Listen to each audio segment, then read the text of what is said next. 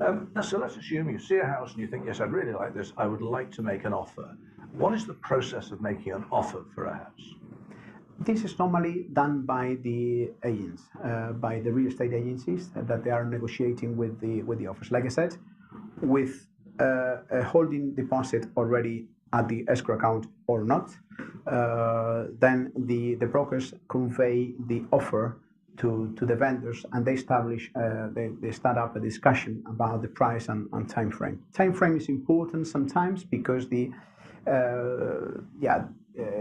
an important argument that you are going to be proceeding to complete within a short time frame, and this is part of a combination of time frame and price. This is all discussed within those meetings. Now, when you've made an offer via the estate agent, what's the legal status of that offer? Is it legally binding upon you? Does it commit you to buy the property? Or does it allow you to cancel the purchase if you find a problem? Well, when the offer is finally accepted, because if the offer is not being accepted, of course, it's not legally binding because it's just a mere offer. But if the offer is being accepted, this is formalized in a very standard document used by most of the real estate agencies. There is this reservation. It's really binding offer because the vendor of that property is committing to take that property off the market.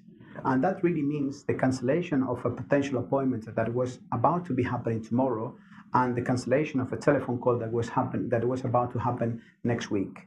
So therefore, for a period of around 2 to 3 weeks' time, that property is off the market and lawyers are working with the legal searches. If after that process is concluded, everything is in order and everything is in the best legal status, and the buyer doesn't want to proceed anymore with the purchase, of course, it's legally binding, and this is considered a change of mind. And that change of mind means that the holding deposit is not back to the buyers. And the normal practice is that holding deposit is held by both, half of it by the vendors and half of it by the real estate agencies. This has become, I can say that within the last 5 to 7 years, a normal practice. So if you change your mind just because you change your mind, you'll lose the holding deposit. But if you change your mind because the lawyer finds out, for example, the property is illegally constructed, then you'd be entitled to the holding deposit back. Exactly. This is not in the real estate industry considered a change of mind, but really the lack of legal requirements in place. So, of course, every single offer that is accepted is subject to legal searches and due diligence satisfactory. Yes.